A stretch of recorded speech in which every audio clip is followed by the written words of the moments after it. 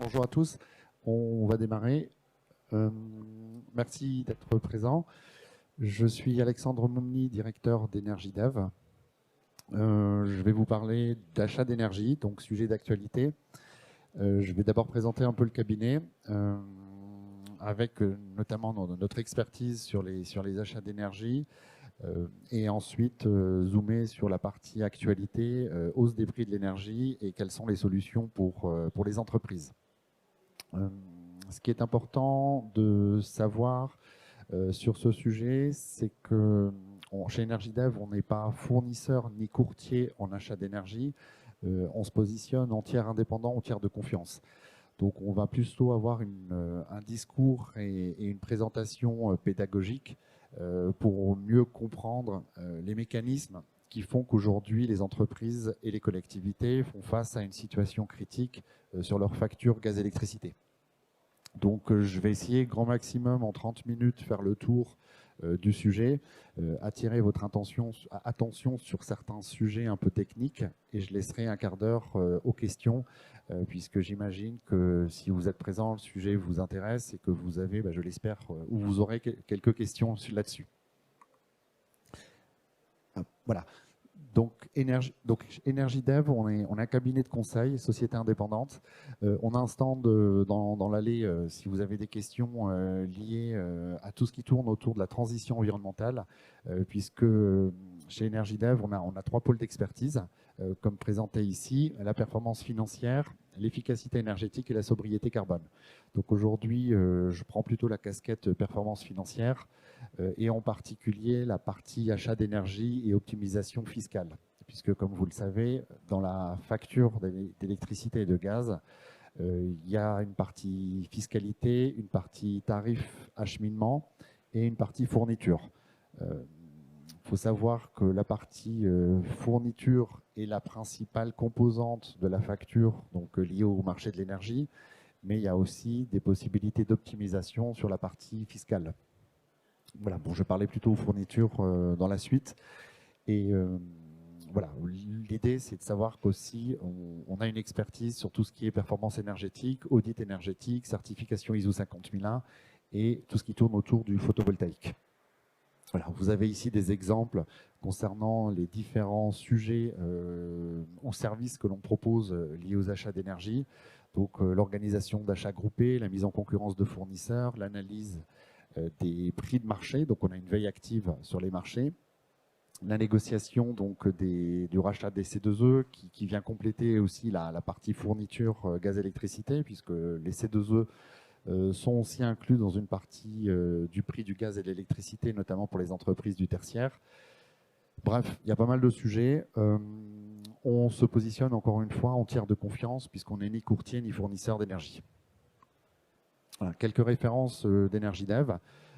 Ça fait 12 ans qu'on travaille sur la région Grand Est. On a une équipe de 10 ingénieurs avec une compétence transversale, prix de l'électricité, prix de l'énergie, efficacité énergétique donc, et sobriété carbone. Et on a à peu près 500 références clients aujourd'hui. Voilà. Donc, aujourd'hui, les entreprises font face à une situation extrêmement tendue avec la hausse des prix de marché, se retrouvent un peu désamorcées, désarmées face à la complexité de la facture, complexité tarifaire. Et pour certaines entreprises, il y a un risque de faillite de leurs fournisseurs. Certains fournisseurs ont fait faillite et du coup, les entreprises ont dû en urgence trouver un fournisseur alternatif à prix de marché élevé, et aussi des difficultés. Donc ça, c'est pour les difficultés des fournisseurs, mais il y a aussi des difficultés pour les entreprises qui font face à des offres gaz-électricité pour 2023 qui peuvent représenter un budget 4 fois à 10 fois supérieur à ce qu'elles payaient sur les dernières années. Donc ça peut malheureusement aussi engendrer des difficultés de trésorerie, voire des faillites à prévoir sur 2023. Voilà. Tout ça est lié en partie à une absence d'anticipation de la part du gouvernement, puisque, comme on le verra tout à l'heure, cette crise est liée notamment à une faible disponibilité du parc nucléaire français et aussi, évidemment, à la crise du gaz liées au conflit ukrainien.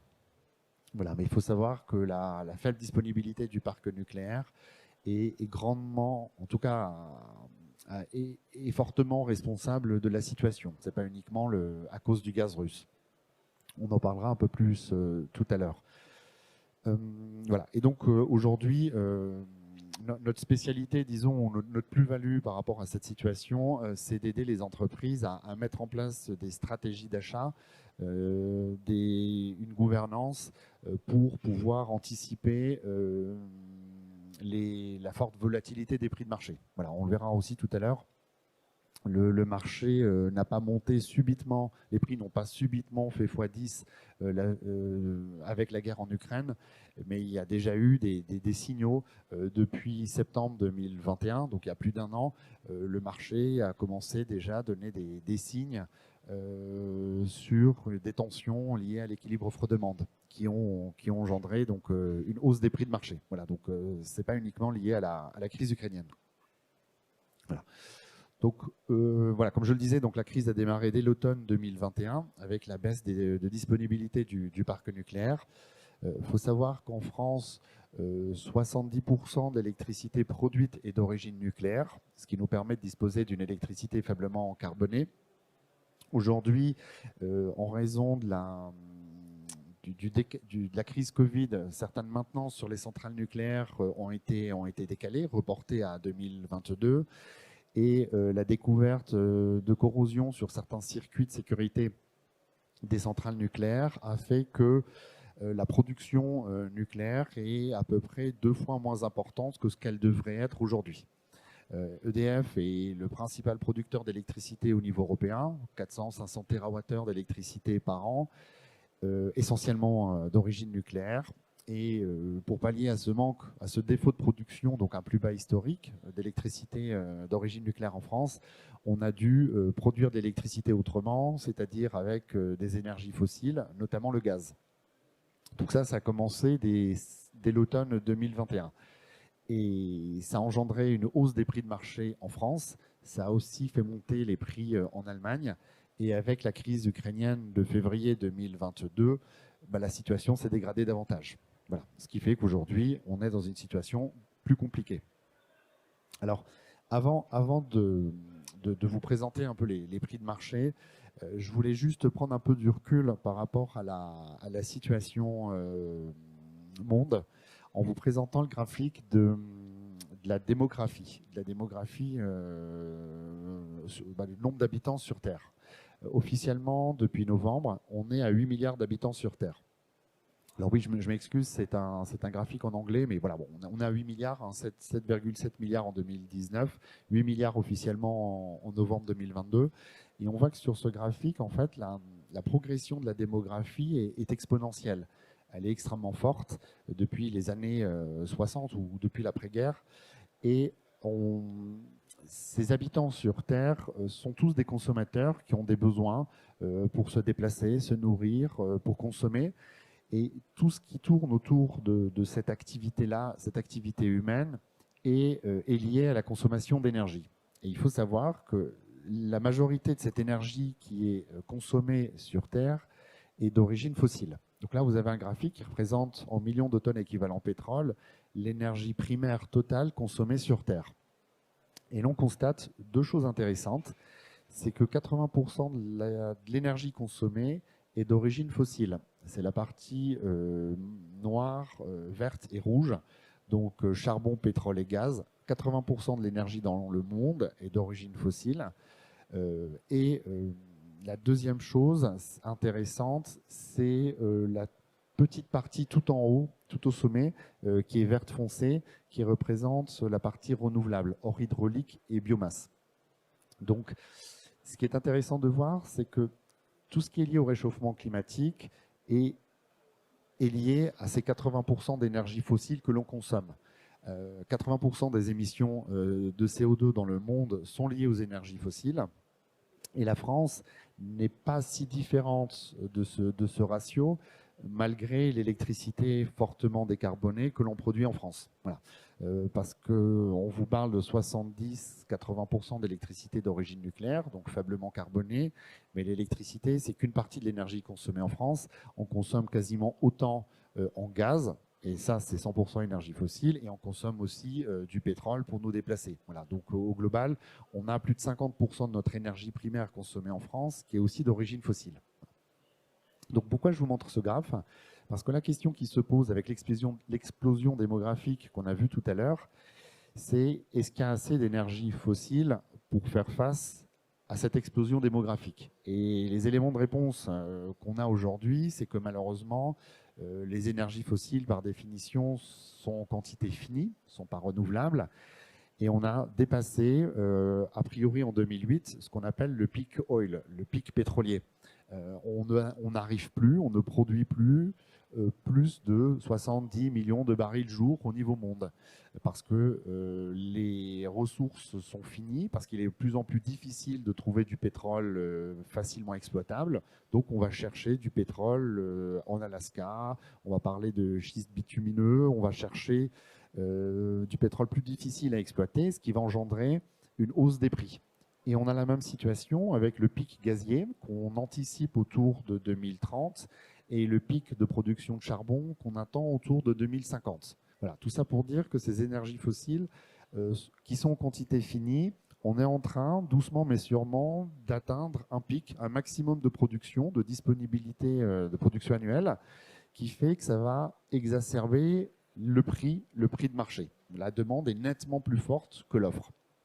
Donc ça, c'est structurant. C'est structurant pour le marché de l'énergie en général.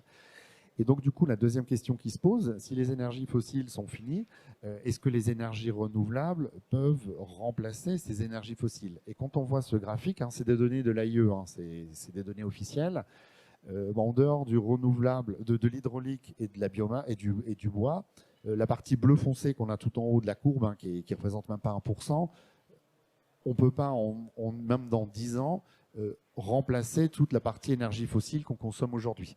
Donc clairement, la réponse est non, les énergies fossiles, les énergies renouvelables ne vont pas pouvoir, à court terme, à échéance 10 ans, remplacer nos besoins en énergie primaire. Voilà. Donc ça va créer des tensions sur le marché. Voilà. Donc ça, c'est important, c'est une petite parenthèse, mais qui nous permet un peu de relativiser ce qui se passe et ce qui s'est passé sur les marchés de l'électricité. Voilà. Donc aujourd'hui, au niveau européen, on a un marché gaz-électricité. On a des interconnexions entre les différents marchés. On peut acheter en Allemagne de l'électricité comme on peut en vendre en Allemagne. Et quand le prix de marché en France augmente, on va plutôt acheter de l'électricité en Allemagne qu'on va importer en France, ce qui va tirer vers le haut le prix en Allemagne, et inversement. Et quand l'électricité est élevée, on va plutôt acheter du gaz pour produire de l'électricité, ce qui va aussi tirer le prix du gaz vers le haut. Voilà, alors, je simplifie un petit peu, mais en termes de coût marginal, le prix de l'électricité et le prix du gaz sont fortement corrélés en Europe. Voilà, c'est lié aux règles de fonctionnement du marché de l'énergie européen. Donc là, on a représenté le prix de l'électricité sur 2023, 2024, 25 et 26 en France en euros par mégawattheure. Ce qu'il faut comprendre dans ce graphique, c'est que la partie bleu foncé que vous avez, alors je me suis arrêté à novembre, mais on a des prix jusqu'à fin novembre. Aujourd'hui, fin novembre, on est autour des 480 euros par mégawattheure, 450 euros par mégawattheure pour de l'électricité livraison 2023. C'est le prix de marché de référence qui permet aux fournisseurs d'énergie de vous faire des offres de contrats de fourniture pour 2023. Et vous constatez que fin août 2022, le prix de l'électricité pour 2023 a atteint un record de plus de 1 000 euros le mégawattheure. Voilà. Donc on a des tensions sur le marché. Et ce qui est intéressant dans ce graphique, c'est de voir que 2023 est extrêmement cher, 2024 est un peu moins cher que 2023, etc. Donc aujourd'hui, une entreprise qui veut acheter de l'électricité pour 2024 pourra payer un peu moins cher que si elle l'achetait pour 2023. Voilà, d'où l'intérêt d'anticiper. Même si ça reste fondamentalement plus cher que ce qu'on avait historiquement. Donc si je reviens un peu en arrière sur le début du graphique, on constate que les prix de marché historiquement sur l'électricité en France tournait autour de 40-60 euros le mégawattheure. Ce qui faisait que chaque année, d'une année sur l'autre, les entreprises recevaient des offres de leurs fournisseurs historiques ou des fournisseurs alternatifs qui augmentaient ou qui baissaient de l'ordre de 5-10%. Et progressivement, depuis les 12 derniers mois, on constate que le prix de marché a doublé, triplé, quadruplé, jusqu'à être multiplié par 10 aujourd'hui. Et donc, du coup, toutes les entreprises qui, courant 2021, n'ont pas anticipé leurs achats sur 2023-2026, se retrouvent aujourd'hui à devoir prendre une offre proposée par leurs fournisseurs 10 fois plus cher que ce qu'elles auraient pu avoir un an en arrière. Je ne sais pas si c'est clair pour tout le monde. Ce graphique est vraiment important. Il permet de comprendre un peu les différentes maturités qu'on a sur le marché de l'électricité. Et c'est un peu la même chose qu'on aura sur le gaz. Voilà. Donc, autre remarque importante sur ce graphique, février 2022, la guerre russo-ukrainienne n'a pas forcément fait trembler le marché de l'électricité. Voilà. Le marché avait déjà commencé à monter progressivement. Alors bien sûr, on a des mouvements de panique durant l'été 2022, mais le marché avait déjà triplé avant la guerre en Ukraine. Voilà. Donc les entreprises qui ont des politiques veille marché qui sont accompagnées en termes d'anticipation du risque prix ont pu prendre des décisions avant qu'il ne soit trop tard, c'est-à-dire avant l'été 2022. Voilà. Ce qui fait qu'aujourd'hui, malheureusement, toutes les entreprises qui n'ont pas anticipé se retrouvent à devoir signer des contrats gaz-électricité quasiment 10 fois plus chers que ce qu'elles avaient historiquement, puisque le marché aujourd'hui sur l'électricité, comme vous le voyez, est autour des 400-500 euros le mégawattheure, alors qu'historiquement, il était autour des 40-60 euros le mégawattheure. Par contre, les entreprises qui ont anticipé leurs achats, donc dès 2021, ont pu acheter 2023, 2024, 2025 et 2026, c'est-à-dire 4, 5, 6 ans à l'avance, et sécuriser leur contrat de fourniture au même prix qu'elles avaient historiquement. Voilà. Donc on va commencer à voir deux types d'entreprises, celles qui ont des grosses difficultés dès le 1er janvier 2023, et celles qui sont à l'abri parce qu'elles ont su anticiper les achats. Voilà. Donc aujourd'hui, ce qu'on essaie de faire auprès de nos clients, c'est de les alerter sur l'importance de ne pas attendre le dernier moment pour se lancer dans une stratégie d'achat, mais de mener en interne une réflexion, une veille marché sur qu'est-ce qu'il faut faire, qu'est-ce qui est possible de faire pour sécuriser le budget énergie. Voilà. Typiquement, les entreprises qui ont déjà signé leur contrat pour l'année prochaine, bon, plus ou moins en optimisant, le sujet de qu'est-ce qu'il faut faire, qu'est-ce qu'il faut acheter ou non aujourd'hui 2024 doit se poser et pas attendre fin 2023 pour se poser la question sur 2024. Voilà. Aujourd'hui, on peut acheter à prix, alors ça sera toujours, alors notre conviction chez Energidev, c'est que les prix historiquement bas, on les verra plus jamais, puisque on a des problèmes structurels sur les infrastructures gaz. Il y a eu des attentats sur Nord Stream, donc l'infrastructure gazière qui nous lie à la Russie, qu'on va pas pouvoir réparer. Il y a un conflit qui ne semble pas s'arrêter de suite avec l'Ukraine et la Russie, entre l'Ukraine et la Russie. On a des gros soucis de redémarrage de centrales nucléaires et le plan de relance de la construction de centrales nucléaires promise par Emmanuel Macron ne va pas se faire avant 10 ou 15 ans. Donc on est parti sur une période difficile qu'on estime d'environ 10 ans sur les prix de marché du gaz et de l'électricité. Voilà, donc aujourd'hui, notre recommandation auprès des entreprises, c'est mettez en place une politique risque, quantifier le risque, anticiper les décisions pour ne pas avoir à subir des difficultés à venir. Voilà. Mais ce n'est pas quelque chose qui va en tout cas se résoudre avec des aides de l'État ou une accalmie subite des marchés. Voilà. Aujourd'hui, ce graphe mène la danse, les prix de marché mènent la danse sur vos contrats d'électricité. Si vous avez des questions sur le graphique, on pourra en discuter après. Pareil pour la partie gaz. Donc on a représenté le graphique gaz donc en euros par mégawattheure. Et pareil, on constate que les prix ont été multipliés par 10. En gros, il y a un rapport 1 à 3 entre le prix de l'électricité et le prix du gaz. Et on a à peu près les mêmes profils de courbe. Voilà. Pour résumer, on a un facteur x10 sur les prix de l'énergie.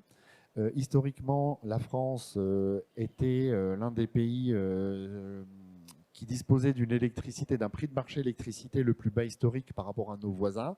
Et aujourd'hui, on est nettement plus cher que nos voisins, notamment allemands, sur le prix de l'électricité.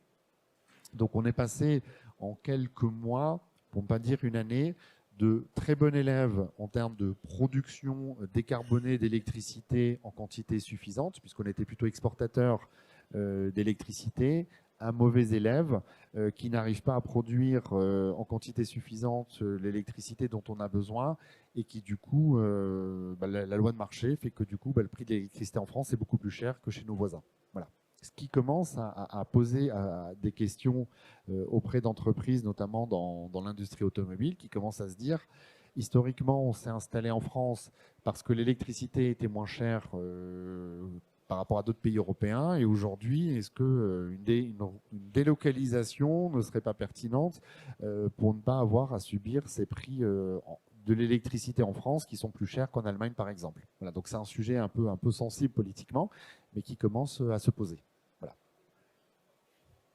Alors, pour tout ce que je vous ai dit par rapport au prix de l'électricité et du gaz est vrai. On a un facteur x10 par rapport au prix de marché.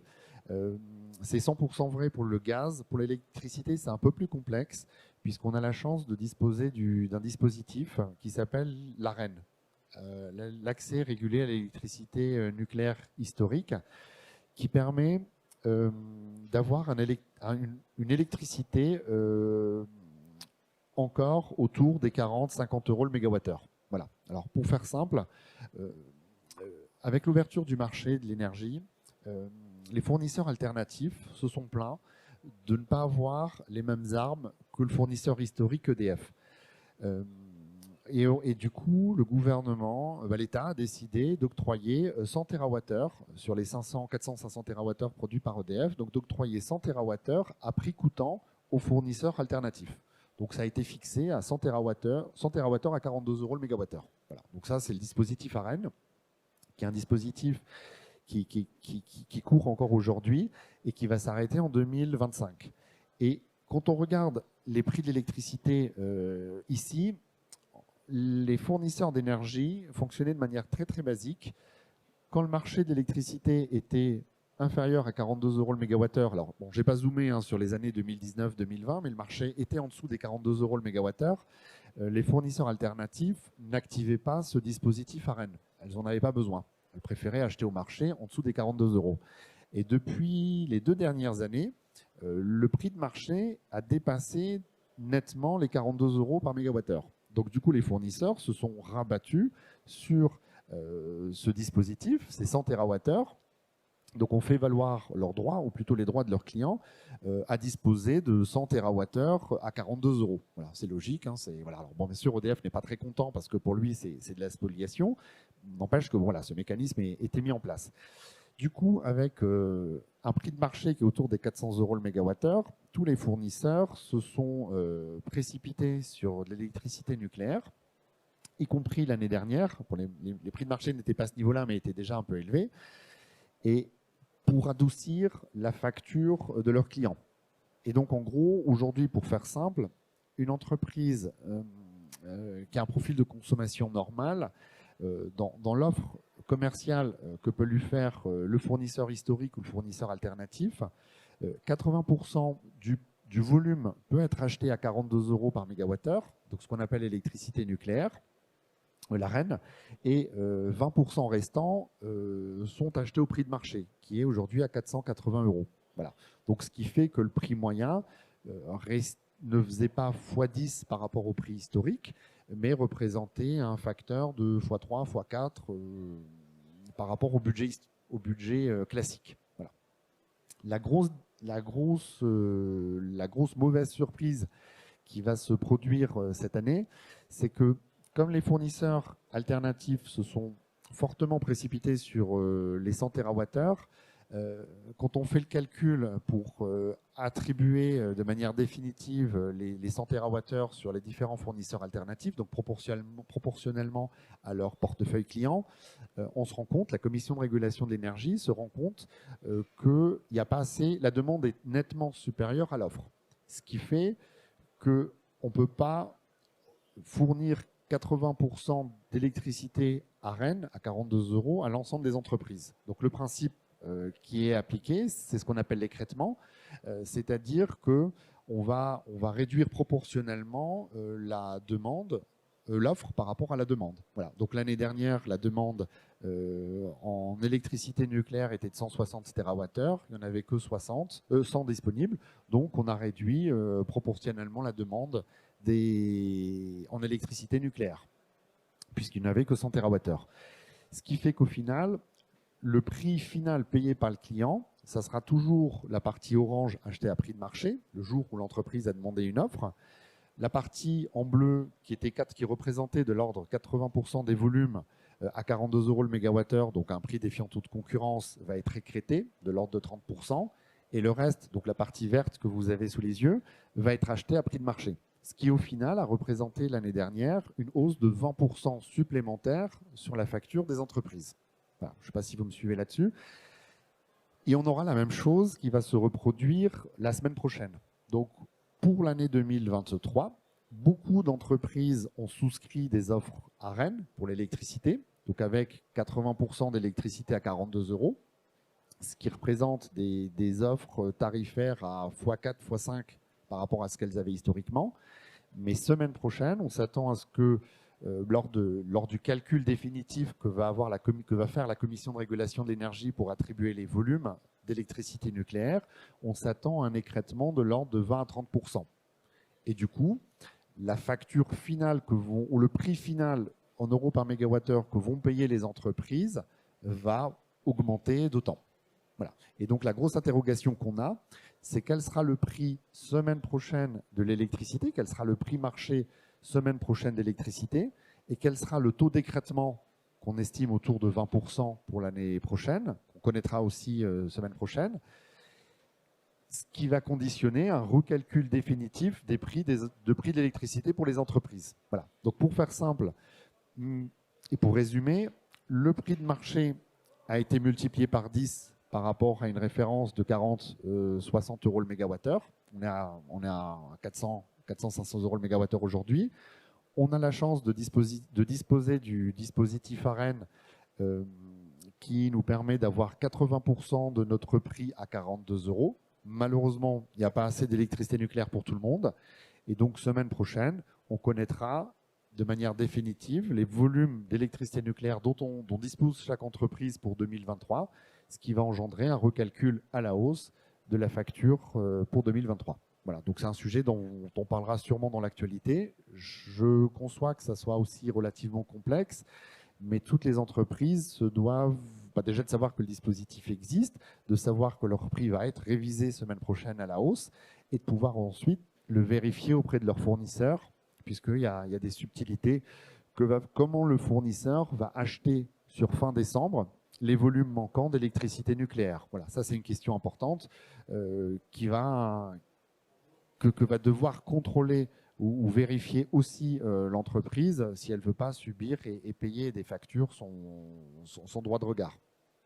Voilà. Bon, de toute façon, pour en discuter, je vois déjà que l'heure file un petit peu, mais pour moi, c'est un sujet important parce que c'est vraiment ce qui va faire l'actualité de la semaine prochaine. En gros, dans les médias, on annoncera une hausse de l'ordre de 20-30% sur l'ensemble des entreprises, puisque l'écrasante majorité des entreprises ont souscrit des offres d'électricité avec cette fameuse électricité à Rennes. Donc voilà, donc ça va être techniquement compliqué, mais il faut savoir que c'est quelque chose qui est déjà écrit dans les contrats d'électricité qui ont été signés.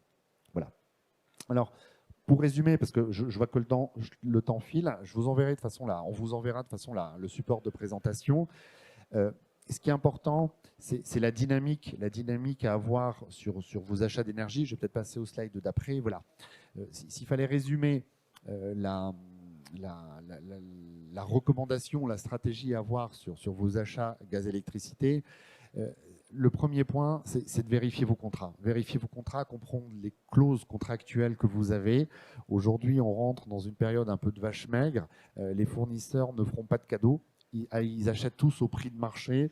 Les clauses contractuelles que vous avez signées, si elles doivent s'appliquer, elles s'appliqueront. Vous n'aurez pas de fleurs. Voilà, les fournisseurs achètent au prix de marché. Leurs marges sont plutôt très réduites en ce moment.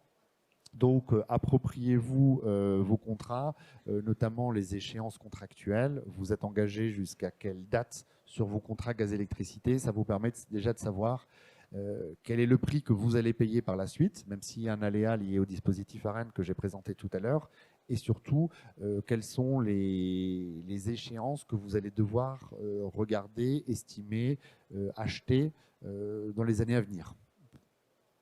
Deuxième partie, donc définir un cahier des charges.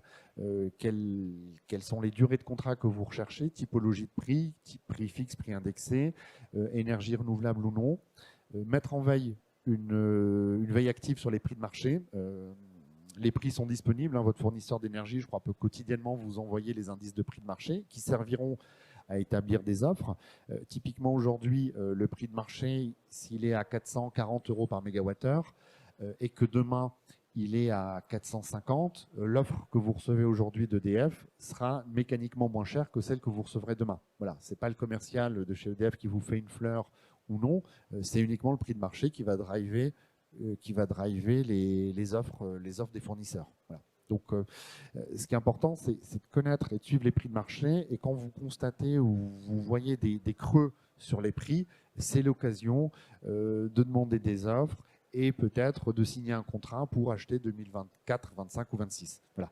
Typiquement, pendant la période du confinement, donc début 2020, donc lié au Covid, les prix de marché ont fortement baissé et beaucoup d'industriels ont anticipé leurs achats sur les 4-5 années à venir, ce qui leur a permis d'être à l'abri aujourd'hui par rapport à d'autres entreprises qui n'ont pas du tout anticipé la hausse des prix et qui ont attendu la fin de leur contrat pour reprendre contact avec leurs fournisseurs.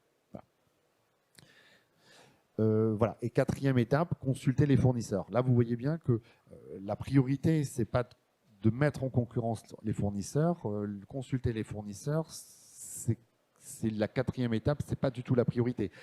Ce n'est pas en mettant en concurrence les fournisseurs d'énergie qu'on aura les meilleurs tarifs, c'est plutôt en mettant en place une stratégie de veille et d'achat qui permettra de décider au bon moment de solliciter les fournisseurs pour acheter ou pas acheter ou sécuriser une partie des volumes. Voilà.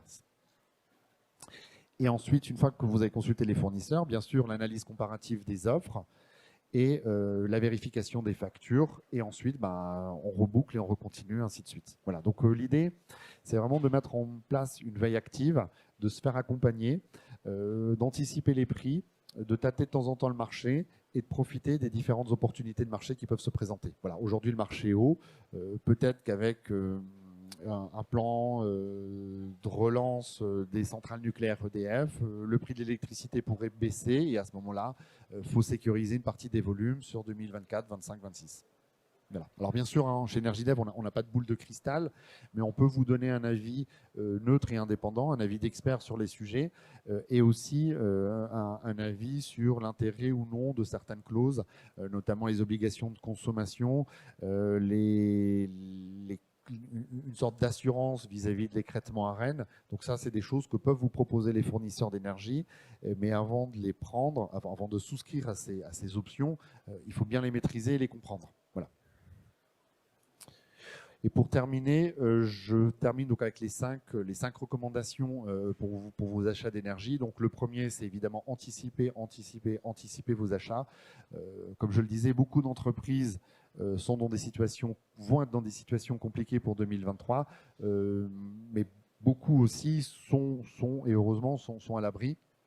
Mettre en place une veille marché, donc deuxième recommandation. Troisième, vérifiez régulièrement vos factures. J'attire notamment votre attention sur le fait que dès janvier 2023, avec tout ce qui va se passer semaine prochaine lié à l'écrêtement ARENH, il va falloir vérifier les nouveaux termes tarifaires qui vous seront appliqués sur toute l'année 2023. Voilà. Ça, il y a tout un travail qu'il va falloir mettre en place. Optimiser donc les coûts fixes de vos factures. Et dernière recommandation, faire jouer la concurrence. Voilà, encore une fois, on voit bien que la mise en concurrence n'arrive qu'en dernier lieu. Voilà. Et donc, point de vigilance, calendrier sur la défacturation pour début d'année 23. Voilà, j'en ai terminé. Je vais peut-être juste parler de quelque chose qui pourrait aussi vous intéresser. C'est le module formation qu'on met en place avec la Chambre de commerce Grand Est, la CCI Grand Est, dans un souci de monter en compétence des acheteurs énergie. La CCI Grand Est a mis en place des sessions de formation mensuelles qui peuvent être prises en charge par les OPCO, les organismes de formation, qui pourraient intéresser aussi bien les dirigeants que les acheteurs pour monter en compétence, mieux comprendre les différentes stratégies d'achat. Donc ça, c'est quelque chose qu'EnergyDev propose avec la Chambre de commerce et qui pourrait vous intéresser. Voilà. Vous pouvez aussi vous abonner à la newsletter qu'on a sur notre site web, qui vous permet mensuellement d'avoir un point marché et suivre aussi les prix de marché qu'on met à disposition sur notre site internet. Voilà. Et j'en ai terminé. Est-ce que vous avez des questions? On a un petit quart d'heure devant nous.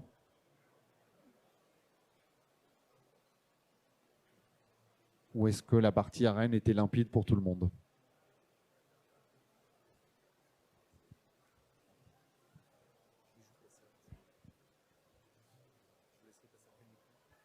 Merci. Oui, j'ai une petite question sur l'arène, justement. Vous disiez, enfin, je voyais, il y a 20% qui était décidé au prix de marché, plus l'écrêtement qui est décidé aussi au prix du marché. Et c'est pas le même prix du marché pour les deux. Et c'est quelle date qui est prise en compte? Enfin, j'imagine que la première est la signature du contrat, puisque c'est défini dans le contrat, le 80%, 20%. Comment ça se passe pour la partie écrêtée, justement?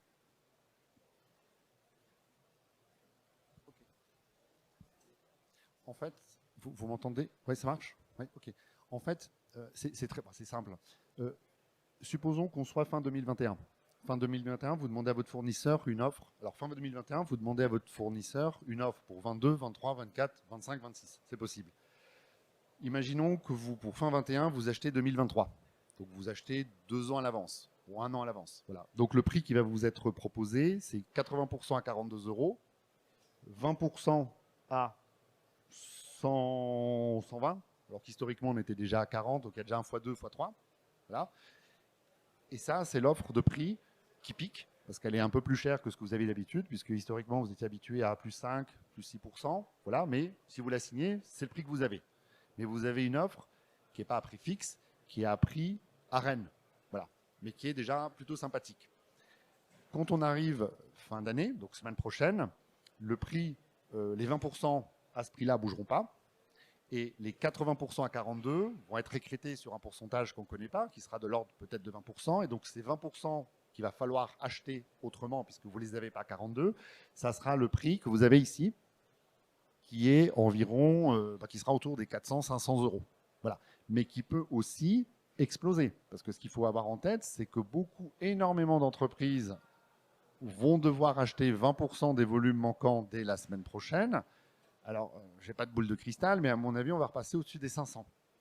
Et donc, 20% des volumes à 500 €, alors qu'on a du coup 60% des volumes à 42 et 20% à 100 et quelques, ça peut engendrer un x2. Voilà, bon, ça va faire mal. Ça va faire mal. Voilà, alors bien sûr, l'État va peut-être essayer d'intervenir. Moi, j'y crois pas trop.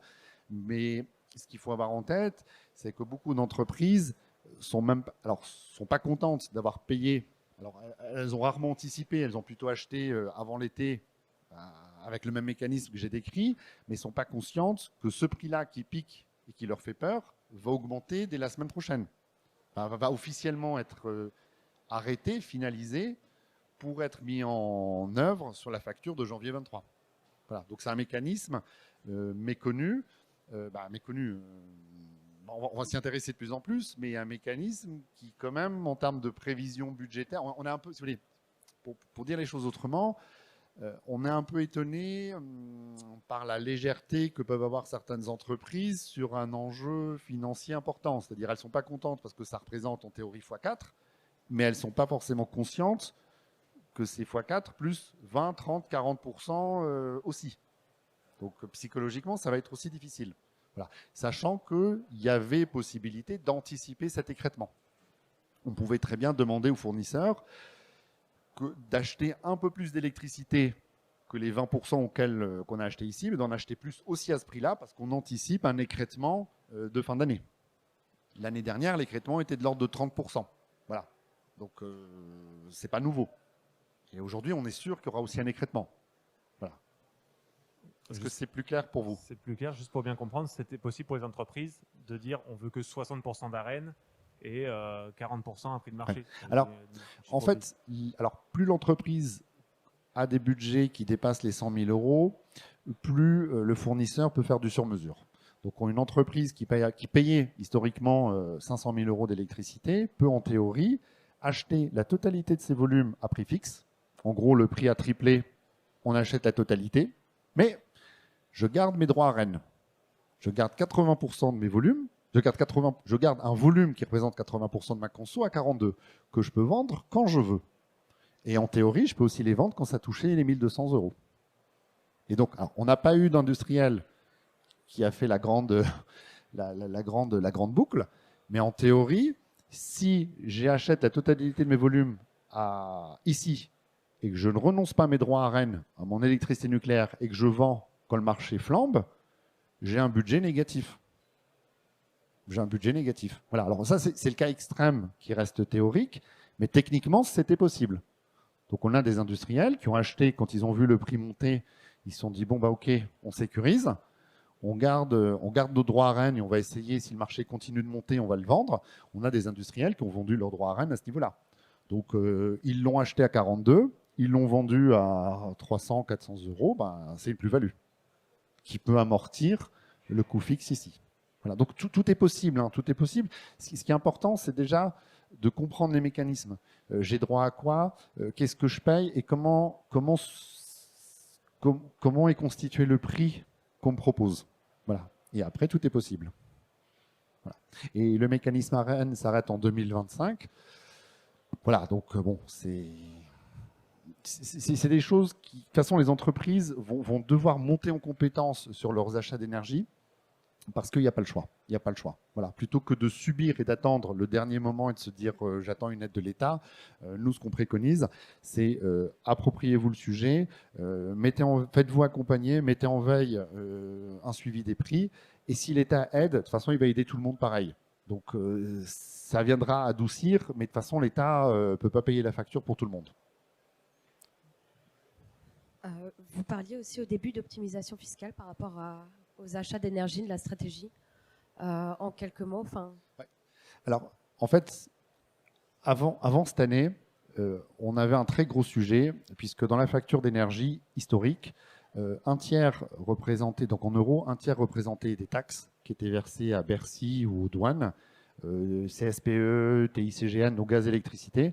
Un tiers représentait les coûts d'acheminement, ce que vous payez à Enedis, à GRDF ou à la régie, et un tiers correspondait à la molécule de gaz ou l'électron. Et cette partie fourniture, c'est ce qu'on a sur les graphiques. Et aujourd'hui, avec la hausse des prix de l'énergie, en fait, ça devient un sujet secondaire.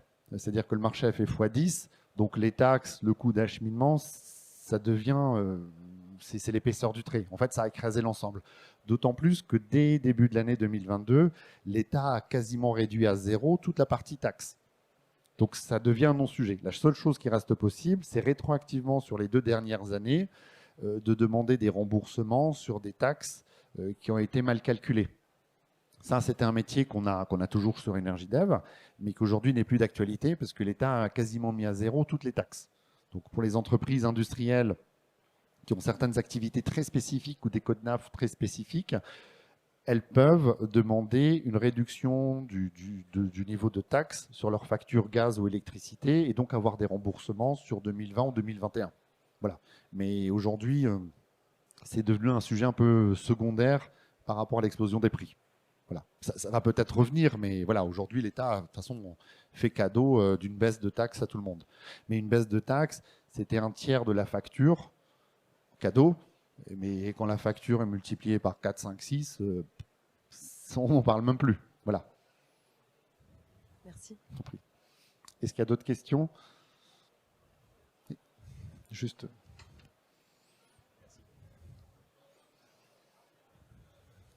Oui, ma question, c'est une question basique, peut-être un peu simpliste, mais là, je vois que le coût du mégawattheure électrique, il est quoi? Il est x3, x4, x5, voire même plus par rapport au mégawattheure gaz.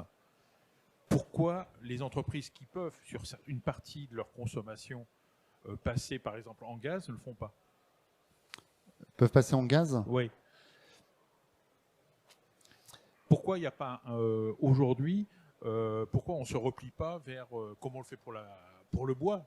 Et bon, je pense qu'il y aura une fin assez vite quand même à ça, parce qu'il va y avoir un problème de limite au niveau de ce qui est disponible. Et pourquoi au niveau du gaz, on n'observe pas le même engouement, y compris le gaz fossile, parce qu'on voit bien que le sujet, il est aujourd'hui. C'est aujourd'hui que se pose le problème. Je veux dire, ce qui va se passer dans 5, 10, 15 ans, c'est secondaire aujourd'hui. Je veux dire, le problème, il est sur 2023, là, clairement. Surtout pour les sociétés qui vont avoir des problèmes. En fait, pour nous, c'est vraiment le système de vases communicants. En gros, pour produire 1 kWh d'électricité, il faut 3 kWh de gaz. Donc en gros, c'est le rendement des cycles combinés. Donc en gros, la courbe que vous avez là, vous divisez par 3 et vous avez la courbe que j'ai présentée tout à l'heure, qui est le prix du gaz. Voilà. Donc quand le gaz coûte cher, quand l'électricité coûte cher, on va acheter du gaz pour produire de l'électricité. Donc le prix du gaz va augmenter. Donc il y a vraiment une convergence sur les prix. Ce qui fait que du coup, gaz ou électricité, c'est un peu la même chose, sauf si l'on utilise de l'électricité pour chauffer. Parce que 1 kWh de gaz pour chauffer coûte 3 fois moins cher qu'1 kWh d'électricité pour chauffer autant. Voilà. Et donc le delta, pourquoi par exemple pour des appartements, on chauffe plutôt à l'électricité, donc on va payer 3 fois plus cher.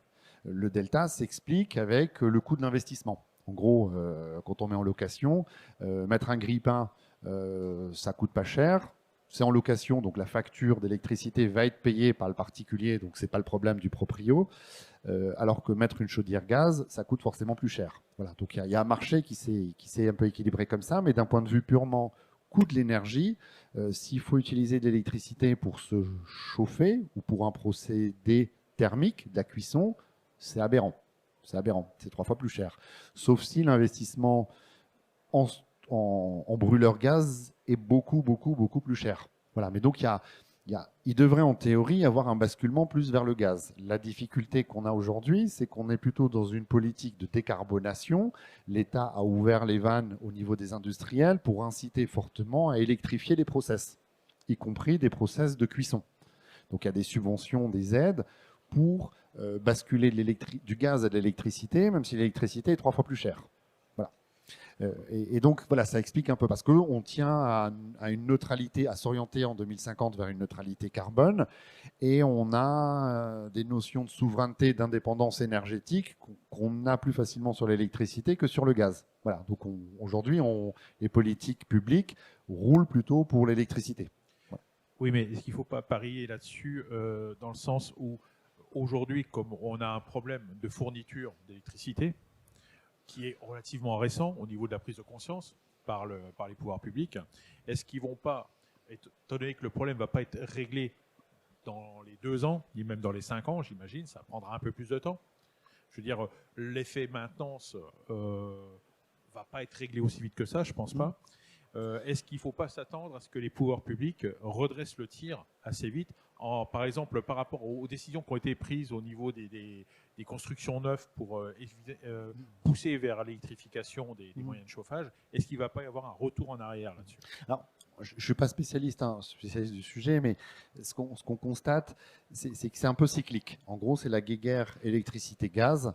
Et en fonction des normes de construction du bâtiment, la RT 2012, la RT ceci, un coup c'est pro-élec, un coup c'est pro-gaz. En fonction des contraintes, selon que l'objectif c'est de décarboner ou l'objectif c'est une efficacité énergétique. Voilà, donc c'est un peu cyclique. C'est ce qu'on avait historiquement. Un restaurateur qui s'installait il y a 20 ans, il se fait contacter par EDF qui lui dit l'électricité c'est super, équipez-vous en élec, il y a des aides. Et juste après, il y a le commercial Gaz de France qui venait en disant équipez-vous en gaz, c'est plus sain, c'est plus naturel. Voilà. Bon, ça c'était des politiques avec des subventions. Et on constate que c'est un peu cyclique. Voilà. Aujourd'hui, clairement, avec une volonté de souveraineté et d'indépendance énergétique, on est plus parti sur un discours de décarbonation, donc d'électrification massive de procédés industriels. Ce qui nous perturbe un petit peu, c'est juste qu'un kilowattheure d'électricité va coûter toujours 3 fois plus cher qu'un kilowattheure gaz. Donc ok, il y a des aides d'État, mais si c'est pour un four de cuisson, mon kilowattheure gaz ou élec qui a le même effet sur le process va quand même coûter 3 fois plus cher quand c'est d'électricité. Bon, après, c'est des équations financières, subvention plus coût d'utilisation, d'exploitation, que maîtrisent très bien les industriels, plus un cycle politique, on va dire, de pro-élec, pro-gaz, qui s'alterne là-dessus. Voilà. Bon, en tout cas, l'industriel, ce qu'on recommande, je ne l'ai pas beaucoup, j'ai pas insisté dessus, mais c'est surtout de diversifier. Pareil, vous avez parlé tout à l'heure un peu de la biomasse. Oui, investir dans de la biomasse, chaufferie biomasse, l'ADEME fournit des aides, il y a des choses intéressantes à faire, mais il faut aussi avoir en tête que du coup, le prix du pellet va aussi augmenter. Alors, il ne fait pas x10 aujourd'hui, mais ça va être de plus en plus difficile de trouver du bois. Alors les coûts d'investissement sont plus importants que pour du chauffage gaz ou élec, et il risque d'y avoir un problème d'approvisionnement. Voilà, puisque le marché donne un signal, tout le monde se précipite sur les autres solutions, et du coup, il y a un effet aspirateur. Une autre question que j'ai, c'est peut-être plus technique, mais est-ce que certains clients industriels cherchent à s'orienter vers des solutions de stockage pour lisser justement ce phénomène de volatilité? Ouais. Alors, bon, l'objet cet après-midi, c'était vraiment de dégrossir le sujet et de prendre quelques minutes sur l'arène.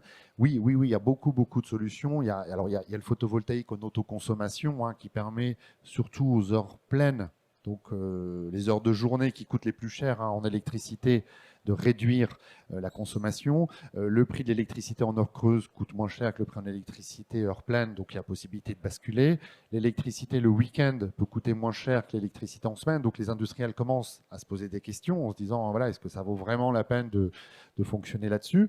Mais on a aussi d'autres leviers plus lucratifs, qui est la flexibilité et l'effacement aux heures de pointe. Donc il y a le dispositif RTE EcoWatt. C'est un peu le système EJP, je pense, pour les anciens, ça vous parle, effacement jour de pointe. Il y a une vingtaine de jours de l'année où le réseau électrique est très tendu parce qu'il fait très froid, où il n'y a pas assez d'unités de production. Et ce jour-là, on demande aux abonnés EJP de ne pas consommer, ou de consommer très peu parce que le prix de l'électricité est stratosphérique. Mais le reste du temps, le prix est très intéressant. Et aujourd'hui, il y a pas mal d'industriels qui, face à ces prix de l'énergie, parce qu'en fait, ce prix traduit aussi une crainte ou une anticipation des tensions en hiver. Voilà, quand il va faire très froid et qu'il va falloir fournir à tout le monde suffisamment d'énergie pour pouvoir produire.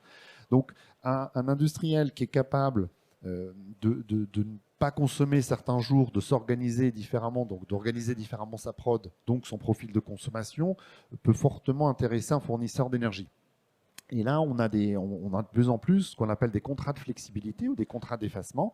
Donc des fournisseurs qui proposent, moyennant rémunération, sur une dizaine de jours, essentiellement en hiver, d'alerter la veille pour le lendemain leurs clients en leur disant demain, comme convenu, on vous demande de ne pas consommer et on vous indemnise financièrement.